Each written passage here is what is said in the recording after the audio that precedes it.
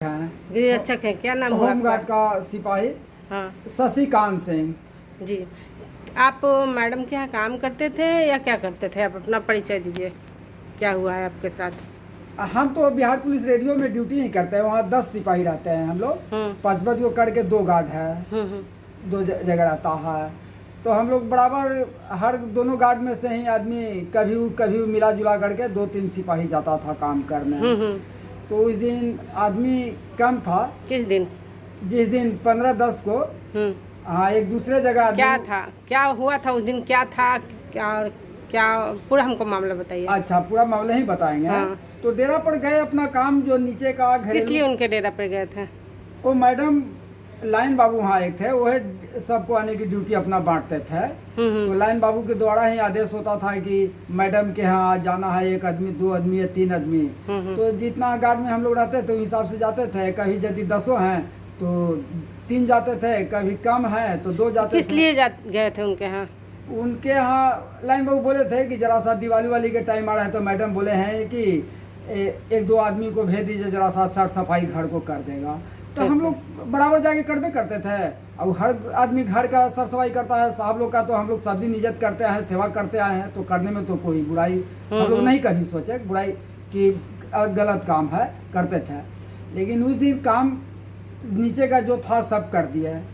उसके बाद मैडम से हम कहे कि सर नीचे का काम हो गया। मैडम बोले कि वो पंखा है सीलिंग, वो सब भी सर सफाई करना है। झाड़ू लेकर चाहे कपड़ा लेकर झाड़ दो और पंखा के भी पोंछ दो, सरफ में पानी डाल करके सरफ में, और कब पोंछ दो। हमने बोला कि सर वो तो 10 से 11 फीट ऊंचाई है मैडम, इसके लिए कुर्सी टेबल की जरूरत पड़ेगा। तब टेबल लगा के कुर्सी लगा के चूमेगा। ये बात भी सच्चाई है कि बिना कुर्सी के 10-11 फीट ऊंचाई कौन आदमी चूम पाएगा जो पूछेगा। इसी पर मैडम बोले कि अरे तुम मेरे यहाँ काम करने आया था तो लेके क्यों नहीं आया ऑफिस से। हमने कहा है कि हजूर हम ऐसे हाथ जोड़ के बोले कि हजूर हमको तो लाइन बाबू आदेश दिए कि मैडम के डेरा पर जाइए, थोड़ा सा काम उम है कर देना। हमको ये आदेश कहाँ हुआ कि हाँ कुर्सी टेबल लेकर जाइए।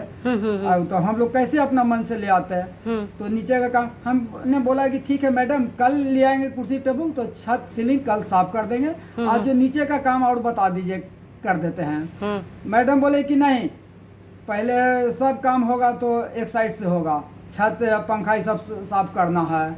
इतना ही में उनका हस्बैंड चला है मैडम का, हाँ रंजीत साहू आने की उनका भी नाम है, अनसुईया रंजीत साहू, दोनों का नाम एक है। उनका हस्बैंड वो उधर से आए, अरे साला मादर चौथ, तुम होमगार्ड के सिपाही है, तुमको साला समझ में नहीं आता है कि हम काम करने जब जा रहे हैं साहब के यहाँ तो हमको क्या क्या जरूरत पड़ेगा। हैं साला तुम होमगार्ड के सिपाही है, तुमको पता नहीं है कि क्या हमको काम करना है। मैडम के यहाँ खाली नीचे का काम रहता है, ऊपर के क्या करेगा, तुम्हारा बाप आके करेगा।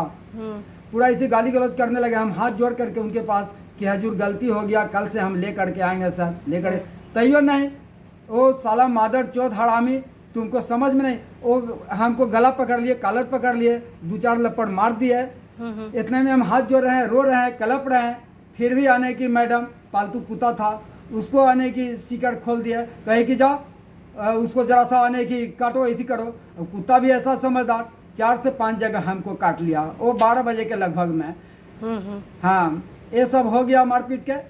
तो हमने पूरा रोते कलपते रहे, खून भी पूरा हमको हाथ से पैर से चलते रहा। ये सरकारी हॉस्पिटल राजवंशी नगर आकर के हम अपना इलाज कराए, और हमको छोड़े कब 7 बजे रात के, जबकि 12 बजे के लगभग हमको कुत्ता काटा। हम मैडम के फिर हाथ जोड़े रोते कलपते रहे कि मैडम हमको छुट्टी दे दिया जाए, जा करके अपना हम इलाज कराएंगे, सुई दवाई। तो नहीं, तुम साले मेरे डेरे पर ही मर जाओगे, वो ठीक है, तुमको जाना होगा शाम में ही, क्योंकि यहाँ कोई भी स्टाफ आता है हम शाम में ही छुट्टी देते हैं 7 बजे। फिर भी उस दिन हमको 7 बजे रात में ही छुट्टी दिए। 7 बजे रात में राजवंशी नगर हम जा करके अपना सुई दवाई कराए। एक सुई वहाँ लिए, कुछ दवाई दिए, और 2 बार सुई यहाँ लिए। तो आप उसको आपको इस तरह कुत्ते से कटवा रहा था तो आप हल्ला नहीं किए? तो हल्ला करते तो वहाँ कौन है सुनने वाला, डेरा पर स्टाफ है तो सब। एक विजेंद्र राम था, वो सुपर सरकारी स्टाफ, जिसको इतना मारे कि डेरा पर ही वो मर गया। विजेंद्र राम सुपर, वो मार्च अप्रैल के महीना में 22 में वो मर गया विजेंद्र राम। और सभी स्टाफ को डेरा धमका दिए थे कि कोई भी आवाज़ उठाएगा इसके खिलाफ में तो तुम लोग को भी आने की जान से मार देंगे, या ड्यूटी से बर्खास्त कर देंगे, डिस्चार्ज कर देंगे, जेल भेज देंगे। तो किसी को मतलब कि अपना आवाज़ नहीं उठाने दिए, सब लोग अपना। और मैडम तो आप आकर फिर शिकायत किए कि नहीं अपने जो मेरा आपके senior मैडम है? पूरी बात सुन लिया जाए। हाँ हाँ। हम लोग सभी लोग उनके अंदर में काम कर रहे हैं, तो आज यदि कुछ गलत करेंगे तो कल फिर हमको भी गलत पकड़ लेंगे, फिर हमको भी कल गलत। अच्छा, ये कहाँ का सवाल होता है कि जब विजेंद्र राम डेरा पर ही हला उड़ा दिए मैडम की हार्ट अटैक से मर गया, ठीक है, तो परिवार को कम से कम डेरा पर बुलाइएगा ना देखने के लिए उसका परिवार को, विजेंद्र राम को।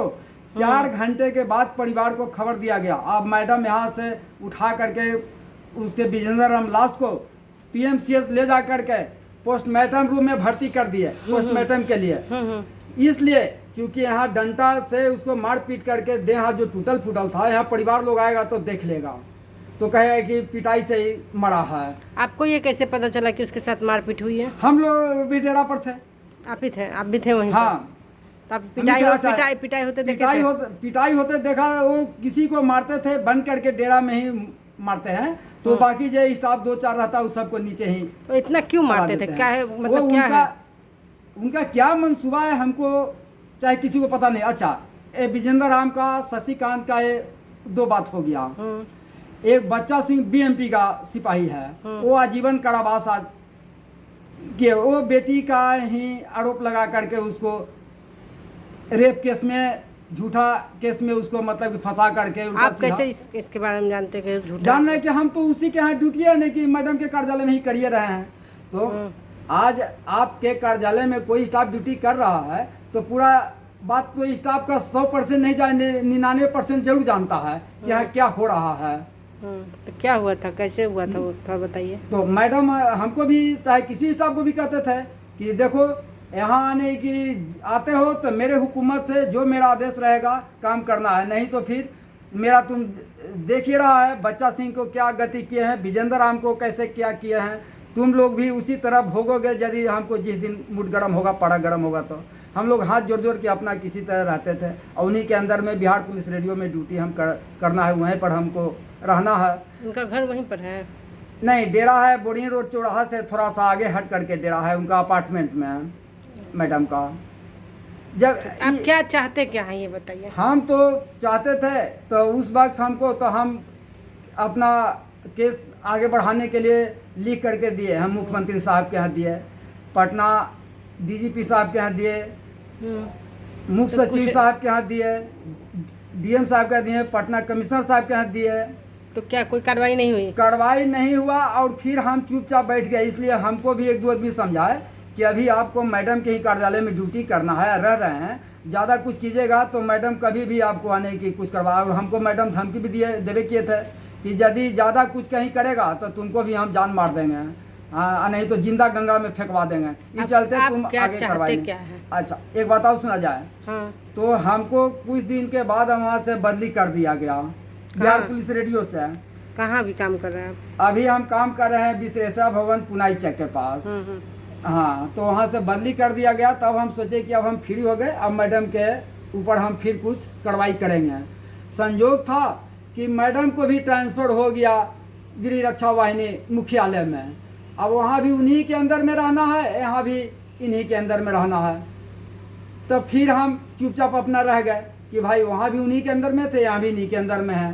तो अब यदि जिस घर में हम मालिक के साथ रह रहे हैं, उस घर में मालिक के साथ हम यदि कुछ लड़ते हैं तो मालिक तो हमको कभी भी गलत पकड़ लेगा। तो हम यहाँ भी चुपचाप रह गए।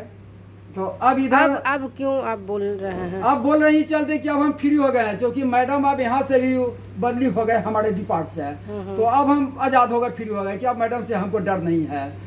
पहले हमको उन्हीं के अंदर में थे, अपना विभाग में। आपको किसी का साथ मिला है अभी? जी, किसी का साथ मिला है? अभी हमको किसी का साथ नहीं मिला है मैडम। किसी का साथ मिलता तो हम साल भर से बैठल नहीं रहते हैं। हम अपना मन से ही काम कर रहे हैं, क्योंकि देख रहे हैं कि आज यदि नहीं कुछ हम करते हैं, कल कोई निर्दोष व्यक्ति और यदि किसी घटना होता है तो उसका जिम्मेदार आने की हम भी होंगे कि हम मैडम के खिलाफ कहीं कोई बताए नहीं कि मैडम का इस तरह से हरकत। आप क्या चाहते क्या है? अब हम यही चाहते हैं कि मैडम के ऊपर जो उचित कार्रवाई होगा वो उचित कार्रवाई हम उनके से लगे हैं। और ऐसे ऐसे पदाधिकारी को पोस्ट पर बने रहना कोई ज़रूरी नहीं है।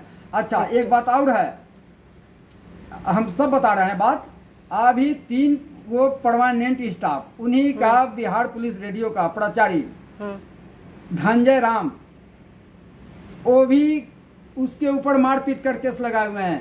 प्रमोद कुमार, असुद्दीन राय, ये 3 गो परमानेंट स्टाफ उन्हीं का बिहार पुलिस रेडियो का, ये तीनों पर मारपीट के आरोप लगाए हुए हैं कि मेरे घर से सामान चुरा लिया, सोना गहना। तो आज बताइए, अच्छा रात में वो लोग को भी छोड़े, कब?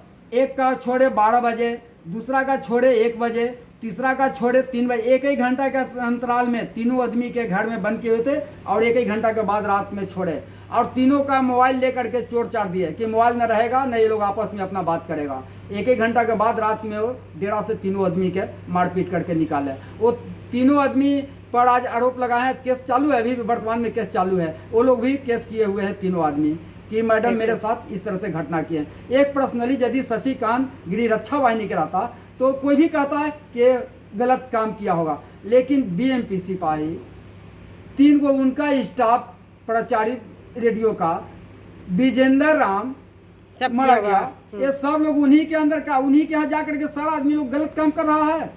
ठीक है, धन्यवाद।